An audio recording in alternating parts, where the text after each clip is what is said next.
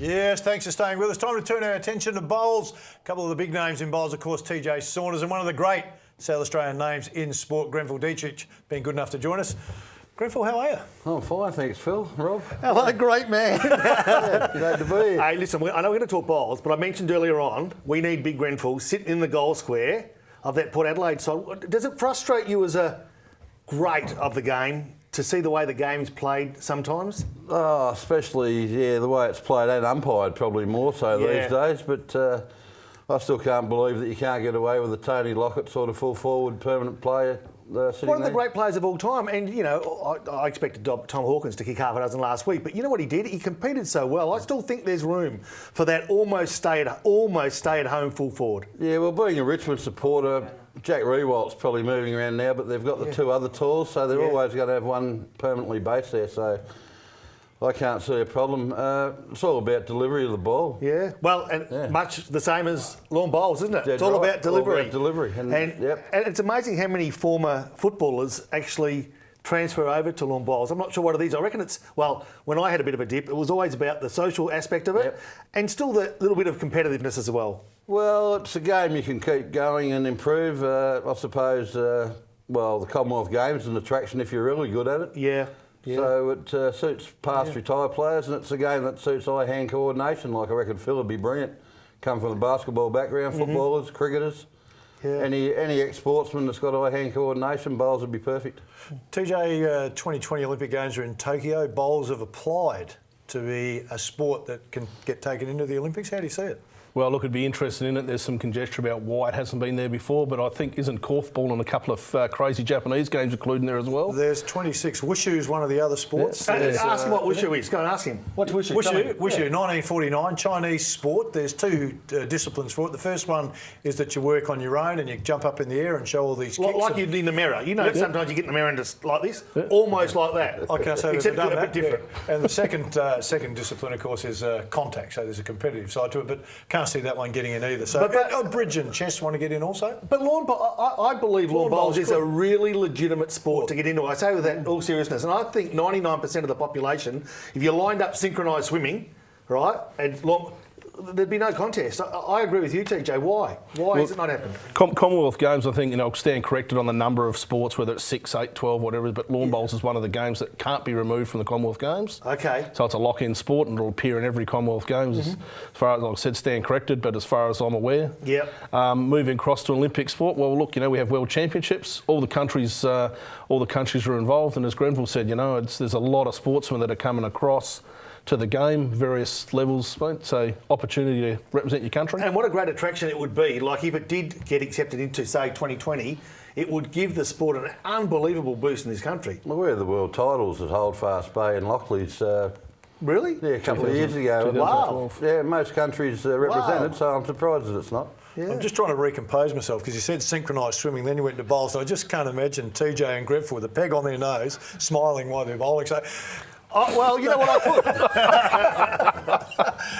How'd you get into it, Grenfell? What drew you to bowls? Oh, just mates. I hung around with a few of the boys from the area and went around to see where they were one night, and they said Rosewater Bowling Club, so I went up there, went straight to the bar, got a couple, went out and watched them and became hooked. Yeah, first ball, can you remember your first one? Yeah, they invited me to put one down. It was a resting toucher. For mid-length end, and I went and sat down and waited for him to come and approach me. I had bowled before, like on you had your social footy days on Sundays and that back in Mildura. So I'd bowled a couple down before, but it was really good. You got two sons that play too. Sam and Lockie both play. Do you enjoy watching them? Yeah, certainly. Yeah, Sam's played state under 25s, under 18s. Wow. Okay. Lockie's only 15. He's probably showing more potential than Sam at his age. And love going to watch him. Yeah. TJ, we've mentioned before, a lot of sports people, when they retire, come to bowls. Is there one or two that stand out and you go, gee, it could have just been a great bowl if they had picked it up early? I mean, Grenfell aside. Well, it's interesting, and we're using his name, but Andrew Hildrich. Now, there's a guy that takes his bowls very, very seriously and enjoys them quite a lot. I've seen him bowl down at Glenelg.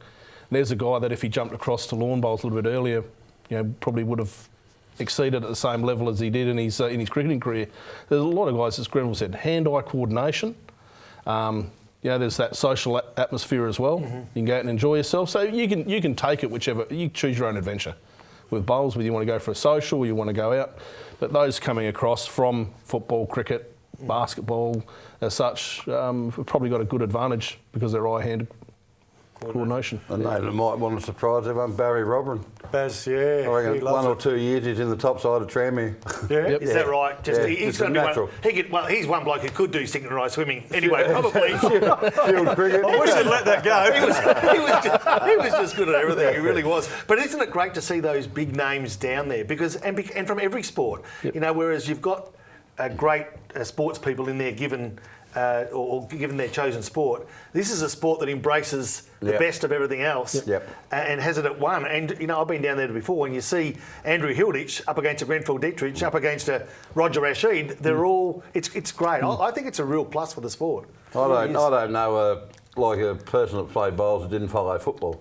Yeah, and then to bowl against Barry and try themselves against someone of that ilk. Yeah. It's just great for the people playing the game. For sure, yeah. Grenfell, if you had have known that you could have played bowls and the bar was right there, would have you gone to footy? Never would have played football at all. Never played footy again?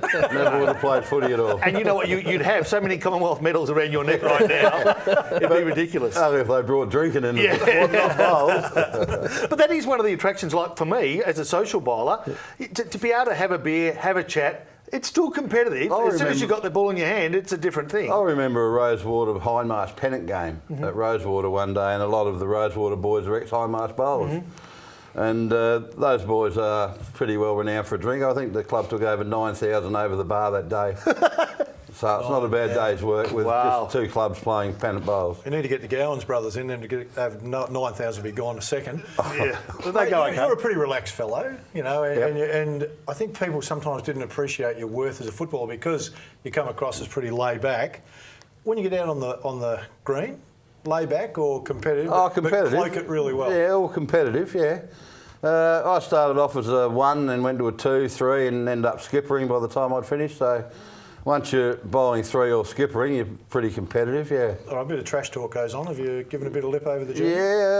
Yeah, it's not proper bowls etiquette to clap wicks and stuff like that, but there's a little bit said on the mat here and there, yeah. It's probably like cricket. It's a gentleman's game, but there are the occasions. Yeah. There are occasions, and it's every so often you need to lift the bar a little bit. Yeah, well, I think you mentioned Lockie earlier. He learnt pretty early about bowls etiquette and that. Yeah. And he led at Grange for a bloke that was 80 a few years ago, and someone had put one on. He'd get Lockie to drive him off if he was leading. And Lockie would start to follow the bowl down as a leader, which you don't do until 3 or 4. So it's good.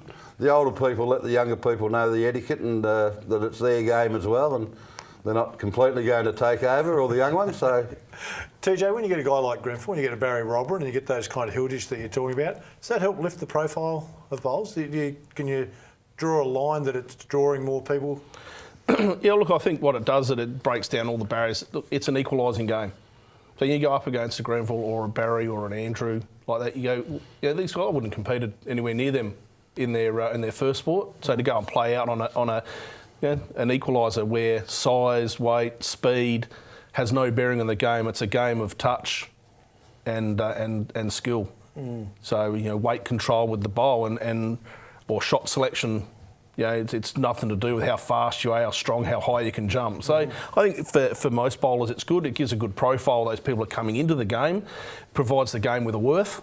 People find that value in it, which is great. I'm interested in this from your side, Grenfell. There's a lot of talk now about players being able to concentrate, focus in the game of AFL with the speed of the game. Yep. Can you draw a parallel between the concentration when you're playing footy to the level of concentration of bowls? bowls is probably easier because it doesn't go for as long. Yep. And it's probably mainly there when you're on the mat, unless you are skippering. Yep. So it's 2 bowls each end that you really concentrate, whereas football is probably near the 120 minutes these days. Yeah, but you know what? I reckon it's almost like when you're on the mat and kicking for goal, you The concentration level's harder and Yes. higher, but it's not for as long. It's 2 bowls every end. Yeah. Compared to 120 minutes full on. I know we have to go, but I can't let this go. A lot of criticism of the guys kicking for goal now, technique and all that, and you were a master at it. Yep. What do you see? A lot of people get nervous when you put 2 sticks in front of them. I think Ben Dixon summed up Cloak the other day. His last stride is the problem. It's too long, and you can see when he kicks, he drops his hips, which the ball's coming across the body. So you need an astute person there like Ben Dixon the other night to pick that up. Wow. But I think the main problem is they're recruiting basketballers and people that haven't come. Nothing against basketballers that haven't come through the junior system, and they're trying to teach them how to kick late in life. Like Kurt Tippett's a perfect example. If he gets one early, he's confident. If he misses one, it's game over for the rest of the day. And it's just something that you're taught with, I suppose. You get the ball, you run straight, you drop the ball straight, it should go straight. It's not too hard. Don't change the formula. I remember Mike Noonan took us all behind the goals one day and said, "What do you look at when you're kicking for goal?" And some bloke said, "Well, I look at the bloke in the red jumper behind the goals." And Mick said, "Well, what happens if he gets up and goes to the toilet while you run in?" And it's just simple, basic stuff in your head. You pick out a target that's not going to move, run at it and kick at it. All right, boys, always great to have you in, TJ. Yeah, well, Grenfell, good to catch up with you. Time for us to take a break. Stay with us, still plenty to come.